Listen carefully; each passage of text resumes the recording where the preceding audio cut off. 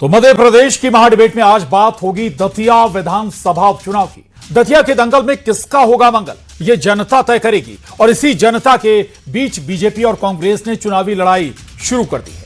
आज बीजेपी और कांग्रेस दोनों प्रत्याशियों का नामांकन हुआ। दोनों दलों ने एक दूसरे को अपनी ताकत दिखाने के लिए शक्ति प्रदर्शन किया। नामांकन में दिग्गज मौजूद रहे, चुनावी सभा हुई और जीत के दावों के बीच जमकर सियासी शब्दवाण भी छोड़े गए। लेकिन सबसे ज्यादा चर्चा आज भी नरोत्तम मिश्रा की ही रही, क्योंकि आज नरोत्तम मिश्रा का दर्द छलक उठा। टिकट कटने पर नरोत्तम मिश्रा भावुक हो गए और अपने आंसू रोक नहीं पाए। लेकिन नरोत्तम मिश्रा ने भरे मंच से कांग्रेस को चुनौती देते हुए बीजेपी उम्मीदवार आशुतोष तिवारी को जिताने का संकल्प भी ले लिया। दतिया उपचुनाव प्रतिष्ठा की लड़ाई बन गया है। एक तरफ बीजेपी है जिसके सामने दतिया को वापस हासिल करने का मिशन है, और इस मिशन में दतिया पर लंबे समय तक राज करने वाले नरोत्तम मिश्रा का इमोशन है, और बीजेपी जैसी पार्टी का मजबूत संगठन भी। तो दूसरी तरफ कांग्रेस है जिसके पास 2023 की जीत दोहराने और अपनी सीट बचाने की चुनौती है। रिपोर्ट देखिए, फिर करेंगे चर्चा।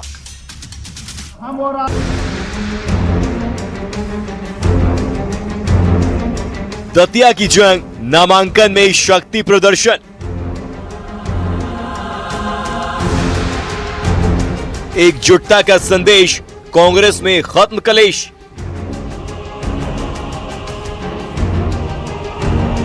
राजेंद्र भारती जी के निवास से हम एक साथ एक ही मध्य प्रदेश की राजनीति परिवर्तन का दौर की शुरुआत मां पीताम्बरा की इस नगरी से है। कांग्रेस पार्टी 25,000 से ऊपर चुनाव जीतेगी। अब आए, हमारे साथ भी आए। बीजेपी ने प्रत्याशी कितने दिन पहले घोषित किया? एक दिन पहले उनका हुआ, दूसरे दिन मेरा हो गया, कांग्रेस का हो गया। कोई संभाल ले, कोई फर्क नहीं पड़ता। जनता मुद्दों को जानती है, जनता परेशान है, जनता बदलाव के लिए वोट देगी। कांग्रेस पार्टी के विधायक हमारे भारती साहब पहले भी थे, और भारतीय जनता पार्टी ने गलत तरीके से सीट को शून्य करवाया, चुनाव झोंक दिया। चुनाव में जनता झोंक दी है। अब आगे भी जो चुनाव होगा उसमें भी हमारे ही एमएलए जीतेंगे। प्रतिष्ठा की लड़ाई, बीजेपी ने ताकत दिखाई। माई की कृपा है, नेतृत्व का भरोसा है, खरा उतरने का पूरा प्रयास है। उनके अपने दावे हैं कि ना खुद कितने से हारे हैं, जरा डिटेल दें वो अपनी। दिग्विजय सिंह जी को मध्य प्रदेश बंटाढार के नाते झेल चुका है, और उसके बाद किसी प्रकार की कोई स्वीकारता की उनकी बात है नहीं। नरोत्तम जी को कह रहे हैं रावण के संग। नरोत्तम जी भाई साहब हमारे अभिभावक हैं, पार्टी के वरिष्ठ नेता हैं। मध्य प्रदेश के यशस्वी मुख्यमंत्री डॉक्टर मोहन यादव जी के नेतृत्व में हम सब कार्यकर्ता काम करते हैं और चुनाव लड़ेंगे। कोई मुकाबला नहीं है, सभी दतिया के मतदाता विकास के साथ में। हम सब मिलके इस विचारधारा को, इस दल को और इस दतिया को विकास की बुलंदियों पे ले जाने का काम करेंगे। मैं समझता हूं कि आज से हर कार्यकर्ता अपने घर को कम और जनता को ज्यादा समय देगा। हम सब रिकॉर्ड बहुमत से ये चुनाव जीतेंगे। हम सब मिलके मोहन यादव जी और नरोत्तम मिश्रा जी के नेतृत्व में ये चुनाव भारी बहुमत से जीतेंगे। पूरे देश से धीरे धीरे करके आगे कांग्रेस 80% से ज्यादा हिस्से से कांग्रेस लापता हो गई। अब तो कई राज्यों में, हमारे राज्य में 20 साल से, गुजरात में 25 साल से, असम में 15 साल से, अब तो जहां भाजपा जीतती है, भाजपा के अलावा कांग्रेस का अता पता नहीं लगता। नरोत्तम हुए भावुक, कांग्रेस पर शब्दों के चाबुक। अपना शीश नवाऊंगा, एक एक गांव के अंदर जाऊंगा और आशुतोष को जिताऊंगा। धन्यवाद।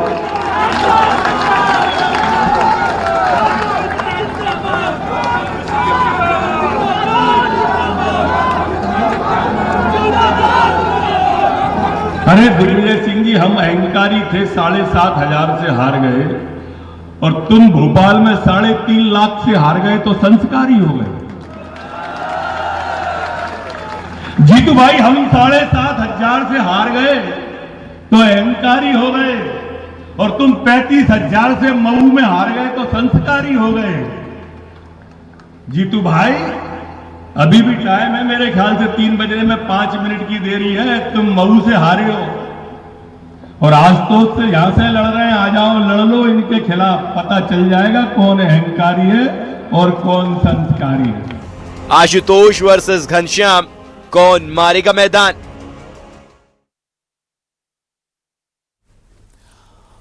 तो दतिया का दंगल शुरू हो चुका है। ताकत दोनों दलों ने दिखाई है और यह भी एक मैसेज देने की कोशिश हुई है कि सभी जो राजनीतिक नेता हैं दोनों पार्टियों के, वो एक साथ नजर आते हैं। लेकिन जमीन पर क्या ये एकजुटता नजर आएगी? क्या वोट एकजुटता से पार्टियों के फेवर में पड़ेगा? अब ये देखने वाली बात होगी। चर्चा करेंगे। बेहद खास मेहमान हमारे साथ जुड़ रहे हैं। निशांत बिसेन जी, प्रवक्ता बीजेपी, रोशनी यादव जी, प्रवक्ता कांग्रेस, डॉक्टर सत्यप्रकाश शर्मा जी, वरिष्ठ पत्रकार दिनेश गुप्ता जी, राजनीतिक विश्लेषक अमित लोधी जी, प्रदेश महासचिव आजाद समाज पार्टी से। आप सभी का बहुत स्वागत है। सबसे पहले निशांत बिसेन जी, चर्चा की शुरुआत आज आपसे।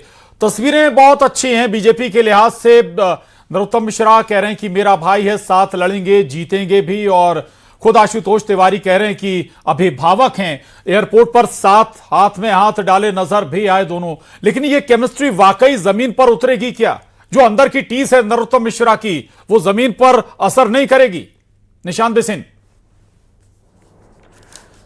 प्रशांत जी, इलेक्शन की शुरुआत हो चुकी है। हमारे जो प्रत्याशी हैं आशुतोष तिवारी जी, उन्होंने आज नामांकन दाखिल कर दिया है और हमारी पूरी पार्टी संगठन सभी वहां पर शामिल रहा। मुख्यमंत्री डॉक्टर मोहन यादव जी, हमारे प्रदेश अध्यक्ष हेमंत खंडेलवाल जी, नरोत्तम मिश्रा जी समेत सभी नेता, जिले के भी नेता वहां पर शामिल रहे। भारतीय जनता पार्टी एक संगठन के रूप में चुनाव लड़ती है। हम चुनाव में है। हमारा एक एक कार्यकर्ता अपनी पूरी ताकत के साथ, पूरी ऊर्जा के साथ, पूरी संकल्प शक्ति के साथ, पूरे प्राणपण के साथ चुनावी मैदान में है। और हमें ये मैं आपको ये आश्वस्त करता हूं कि 2023 में थोड़ी मोड़े अंतर से हम हार गए थे, तो हम कांग्रेस से ये सीट छीनने जा रहे हैं और हम आत्मविश्वास से मजबूत हैं। और आप कह रहे हैं सीट छीनने जा रहे हैं, ये आत्मविश्वास है या अति आत्मविश्वास बिसेन जी? नहीं, बिल्कुल बिल्कुल। हम भारतीय जनता पार्टी के कार्यकर्ता 24 घंटे 7 दिन 365 दिन जनता के बीच होते हैं। इसलिए हमारा यह आत्मविश्वास जागृत होता है कि हम जीतेंगे। मध्य प्रदेश सरकार की योजनाएं, केंद्र सरकार की योजनाओं से दतिया में इतना विकास हुआ है प्रशांत जी कि वहां की जनता भारतीय जनता पार्टी पर भरोसा करती है। 20 साल पहले का दतिया अगर आप देखेंगे और आज का दतिया आप देखेंगे तो इस फर्क में विभेद करने में आपको बहुत ज्यादा समय नहीं लगेगा। हम पूरी ताकत के साथ, पूरी शक्ति के साथ जीतने जा रहे हैं और 16 आपको बधाई है, शुभकामनाएं हैं इसके लिए। ठीक है, दावे आपके अपनी जगह हैं। और भी आऊंगा मैं दोबारा आपके पास। रोशनी यादव जी, कांग्रेस के कुछ बड़े नेता जरूर नजर आए, लेकिन जो अवधेश नायक आपके ही पार्टी के नेता हैं, पुराने नेता हैं, बीजेपी छोड़ कांग्रेस में गए थे, वही इसमें नजर नहीं आए। कैसे आप एकजुट जमीन पर देखेंगे? सभी साथियों को नमस्कार। देखिए, जो दतिया का चुनाव है, सबसे पहले तो मैं सर्वोपरि मानती हूँ वहां की जनता को। और अभी जो निशांत भाई कह रहे थे, तो वो इनका विकास और डबल इंजन की सरकार को 23 में ही सिखा दिया गया था। तो मुझे लगता है कि ये जो चुनाव है, ये कोई सामान्य चुनाव नहीं है, क्योंकि पहला प्रयास भाजपा के द्वारा प्रशासनिक तंत्र का दुरुपयोग करके आज खुद को बताते हैं। वो आपने देखा कि जैसे ही इनके गृह मंत्री का टिकट कटा तो कैसे इनके कार्यकर्ता अनुशासित थे, नेशनल हाईवे को जाम किया, 8 पुलिसकर्मी जो है घायल हुए। तो मुझे लगता है कि जब ये खुद ही प्रशासन और तंत्र को अपनी जेब में रख के चल रहे हैं, तो ये कानून व्यवस्था और विकास की बातें तो मुझे लगता है बंद ही कर दे। क्योंकि जब लोकतंत्र की हत्या ये करते हैं, ना तो संविधान को मानते हैं, तो ऐसे में चुनाव लड़ना, और 2023 में ही दतिया की जनता ने इनको सबक सिखा दिया था। तो मुझे लगता है कि आने वाले समय में ये जो निश्चिंत होके और ओवर कॉन्फिडेंस होके जो विश्वास में बैठे हैं, इससे पूर्व में भी आपने मध्य प्रदेश चुनाव देखे होंगे, चाहे वो बुधनी का चुनाव हो, नेक टू नेक फाइट दिया हमने। विजयपुर में किस तरीके के हथकंडे अपनाए इन्होंने, प्रशासन मतलब किस, उसके बाद भी विजयपुर में आदरणीय हमारे अध्यक्ष जीतू पटवारी जी और तमाम शीर्ष नेतृत्व ने पूरी मजबूती के साथ चुनाव लड़ा। एक कांग्रेस के कार्यकर्ता ने, 2023 में कहा जाता है बड़ा एंटी इनकम्बेंसी एक फैक्टर भी था, और खुद बीजेपी के कुछ बड़े नेता नहीं चाहते थे नरोत्तम मिश्रा जीते हैं। इस बार क्या नहीं लगता आपको हालात डिफरेंट हैं? देखिए, मुझे लगता है जब आप खुद ही इस बात को कह रहे हैं कि इनके ही नेता नहीं चाहते उनको जिताना, तो उनको आज साइडलाइन कर दिया गया। तो पहले तो भाजपा को ये कैंडिडेट आशुतोष तिवारी हैं, नरोत्तम मिश्रा नहीं है। रोशनी जी,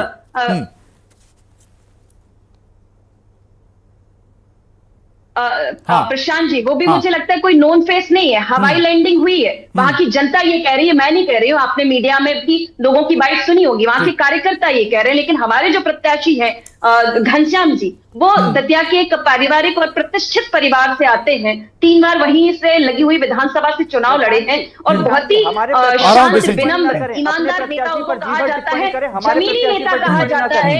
लेकिन जो अराजकता देखिए, बीच में मत बोलिए निशांत जी, बीच में मत बोलिए। आपका काम आएगा तो बिल्कुल बोलिए, आपत्ति है आपकी, आप बाद में उसका जवाब दीजिएगा। देखिए, बीच में इंटरप्ट मत करिए, थोड़ी शांति रखिए, बौखलाने की जरूरत नहीं है। पता है कि चुनाव को लूटते हैं आप, और लूटने के अलावा कोई काम नहीं। आज आपने ये उपचुनाव भी बेवजह करवाया है। आपने राजेंद्र भारती जी की सदस्यता को रद्द करवा दिया। अरे इतनी हिम्मत है तो बीना में क्यों नहीं उपचुनाव करवाते? वहां क्यों आप चुप्पी साध के बैठे हुए? ठीक है, ये मसला लगभग ठीक है, कोर्ट से भी क्लोज हो चुका है। रोशनी जी, बिसेन जी प्लीज।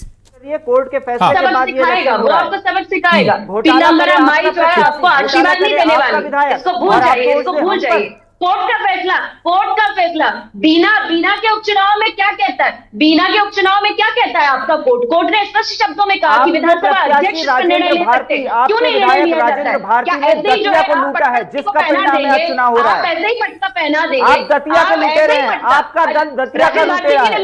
2023 में जनता ने, दतिया की जनता ने ही चुनाव जिताया, इस बात को भूलिए मत। 2018 में आपने हमारी सरकार को लूटा है, आप इस बात को क्यों नहीं स्वीकारते? स्वीकारिए न्यूज़ 18 ठीक है कि हम ठीक। चले मैं लौटूंगा आपके पास, दोनों के पास लौटूंगा प्लीज जी।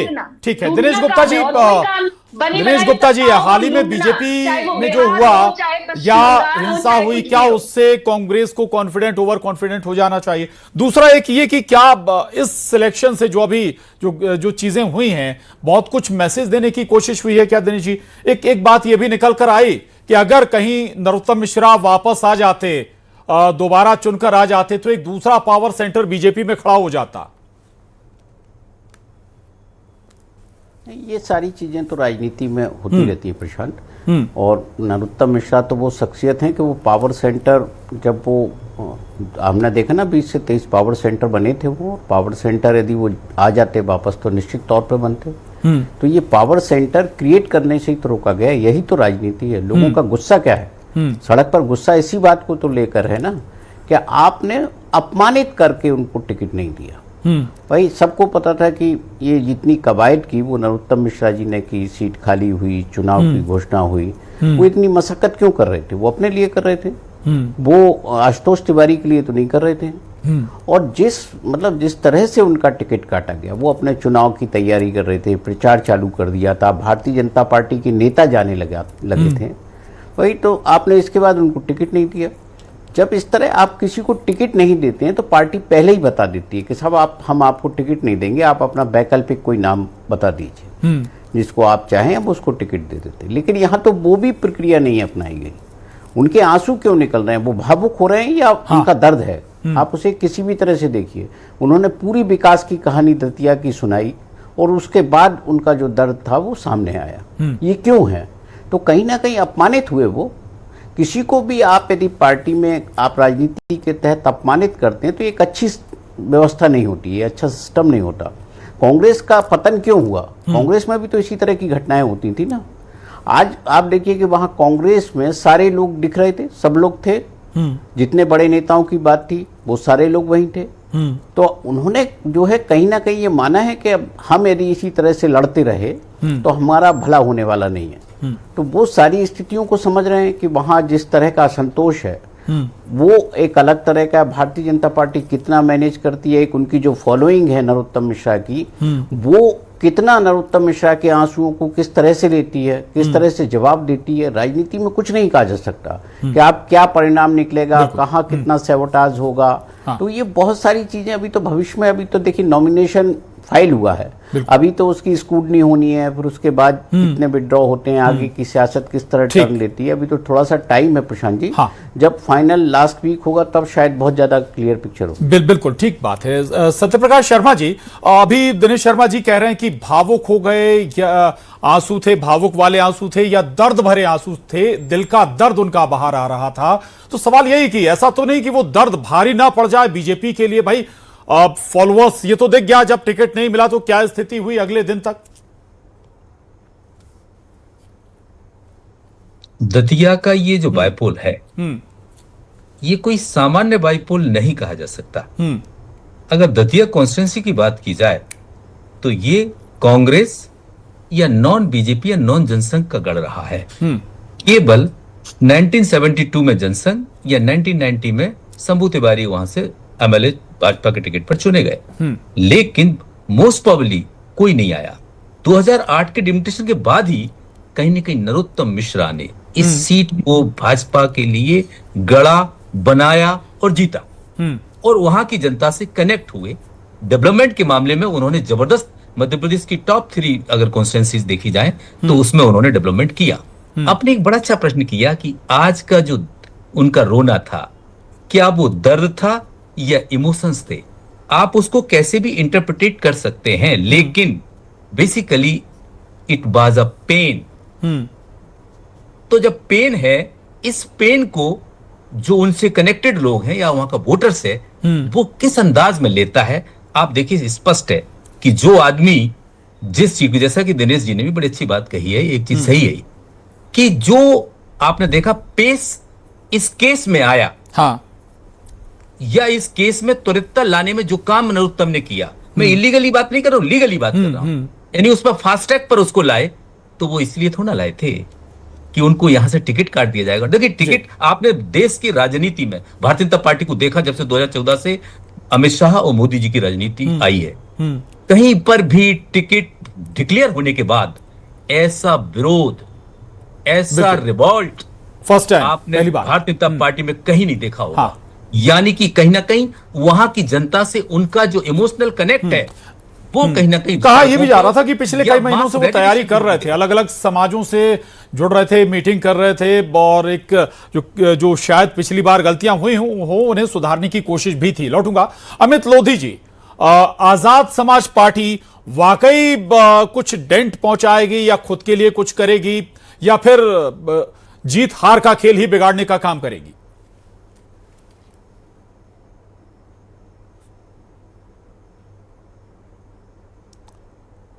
अमित लोधी जी, आवाज आ रही है आपको?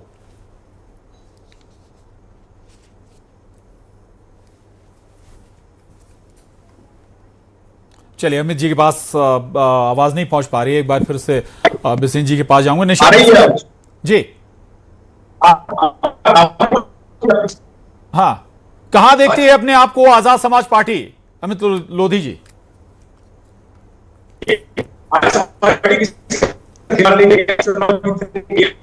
अमित जी, आपकी आवाज, ऑडियो आपका साफ नहीं पहुंच पा रहा है दर्शकों तक। मैं लौटूंगा आपके पास फिर से। निशांत बिसेन जी का ये जा रहा है कि भाई जो हुआ है, बहुत कुछ इसके पीछे मैसेज देने की कोशिश की गई है, पार्टी नेताओं को, संगठन को, कार्यकर्ताओं को भी, कैसे आपको सियासत करनी है, सुचिता की राजनीति करनी है, क्या करना है, अमित बिसेन जी? प्रशांत जी, हम कार्यकर्ता आधारित दल हैं, और हम जब चुनाव में जाते हैं तो हमारा पूरा कार्यकर्ता इलेक्शन में होता है।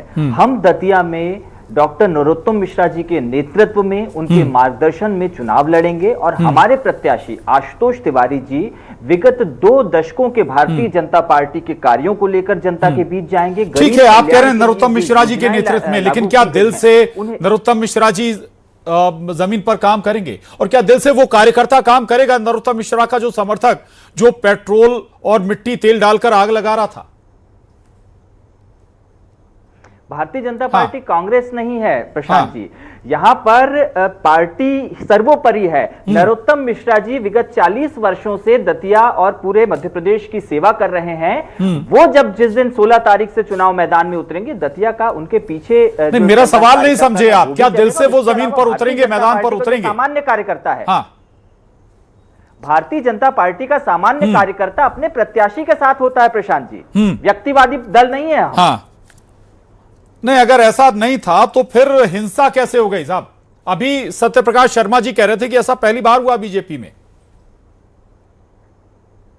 भावनाओं में बैठ के कुछ कार्यकर्ताओं ने, भावनाओं में बहकर कुछ कार्यकर्ताओं ने अपने विचारों की अभिव्यक्ति अगर किसी तरीके से की होगी तो वो उनका विवेक था, लेकिन नरोत्तम जी ने और हमारी पार्टी के जिला अध्यक्ष महोदय ने स्पष्ट कर दिया कि एक भी कार्यकर्ता ना इस्तीफा दे रहा है और पूरे प्राण से इलेक्शन में जुट रहा है। ठीक है, रोशनी यादव जिनकी बात सुननी चाहिए, ये बीजेपी का कार्यकर्ता जब बता रहा है कि वो कार्य करने के लिए तैयार है तो उसी की सुनी जानी चाहिए ना प्रशांत जी। ये कांग्रेस के लोग थोड़ी ना बताएंगे कि बीजेपी का आदमी काम करेगा या नहीं। नहीं, कैडर उनका भी है, उनके भी नेता हैं, जमीन पर क्या चल रहा है कांग्रेस भी भांप रही है। लास्ट 2023 में कांग्रेस जीत कर भी आई थी। रोशनी यादव जी, देखिए प्रशांत जी, अभी जो बातें कही हैं तो मुझे लगता है कि जो अपने वरिष्ठ नेता, अभी हमारे दोनों पत्रकार आदरणीयों ने भी कहा कि वो दर्द उनका दिख रहा है, वो इमोशन दिख रहा है, और उनके कार्यकर्ताओं ने भी जिस तरीके से दंगा किया, इनके कार्यालय का घेराव किया। अब वो होता ना कि अगर आप किसी तरह किसी को डराने धमकाने का जो वॉशिंग मशीन का इस्तेमाल करती है भाजपा, वही पैटर्न इन्होंने नरोत्तम मिश्रा जी पे चलाया है। इसलिए सब शांत होकर केवल वो अपने दर्द को आंसुओं में बयां कर रहे हैं, और उन्होंने तो वो काम किया है जो अपने नेता का नहीं हो सका, जिन्होंने इतनी मेहनत की 2023 को सुधारने का वो प्रयास कर रहे होंगे। हो सकता है कि दतिया की जनता कुछ बदलाव कर पाती, लेकिन उन्होंने जैसे दूध में से मक्खी निकाल के फेंक देते ना, वैसे अपने नेता को फेंक दिया। तो जो नेता खुद के नेता की नहीं हो पाई, वो वहां की दतिया की जनता की क्या होगी। और उनके कार्यकर्ताओं को ये अनुशासन का पाठशाला पढ़ाते रहते हैं हमेशा। मुझे लगता है कि आज इनको पाठशाला पढ़ने की जरूरत है। और सबसे बड़ा हार्म जो इन्होंने पुलिस प्रशासन को किया है, तो आज ये दतिया की जनता देख रही है कि जब वो सुरक्षित नहीं है तो ये वहां दतिया की जनता के विकास की बातें क्या ही गढ़ेंगे। तो मुझे लगता है आज इनको सोचने की जरूरत है कि किस तरीके से दतिया की जनता से जो वादे इन्होंने झूठे किए, उन्होंने 2023 में मैं लौटूंगा आपके पास। दिनेश गुप्ता जी, दो बातें जो सिलेक्शन को लेकर एक बार मैं फिर जाऊंगा, चूंकि इन सब बातों का असर नतीजों पर या वोटिंग पर जरूर पड़ेगा। दिनेश जी, जो एक छवि रही है नरोत्तम मिश्रा की, वहां पर बहुत सारी तमाम तरह की बातें हैं, क्या ये मैं फिर कहूंगा, क्या वो मैसेज देने की कोशिश है कि ऐसे सियासत नहीं होगी? नहीं, देखिए जो है छवि, तो आप पॉजिटिव नेगेटिव किसी भी तरह की हर नेता की होती है।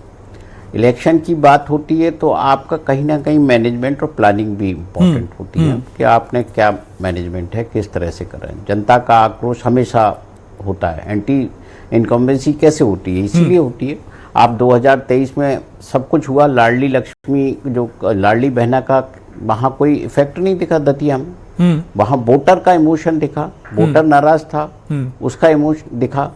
लेकिन अभी जो परिस्थिति थी, अब तो सरकार भारतीय जनता पार्टी की थी, सब कुछ था। इन परिस्थितियों में ऐसा क्या हुआ कि नरोत्तम मिश्रा 3 साल में पार्टी के लिए अनुपयोगी हो गए। बिल्कुल, पार्टी को उनकी आवश्यकता ही नहीं रही। उन्होंने जिस तरह का, जो मैं बात कर रहा हूँ, क्या पार्टी में आखिर बदला क्या, ये वाकई बड़ा मैटर है। सत्ता संगठन आखिर कहां ऐसी तब्दीली, क्या कुछ तब्दीली हुई जिसके चलते नरोत्तम मिश्रा को टिकट नहीं मिला, जो लंबे समय से तैयारी कर रहे थे और बड़ी भूमिका जैसा कि दिनेश जी पहले बोल भी रहे थे कि जो वहां से राजेंद्र भारती की सदस्यता गई, बड़ी पूरी प्रोसेस में नरोत्तम मिश्रा की बड़ी भूमिका रही। बहरहाल जमीन पर कांग्रेस और बीजेपी कैसे इलेक्शन मैनेजमेंट करती हैं, ये धीरे धीरे तस्वीर इसकी साफ हो जाएगी। आप सभी खास मेहमानों का बहुत शुक्रिया इस बेहद खास चर्चा में। महाडिबेट में इतना ही।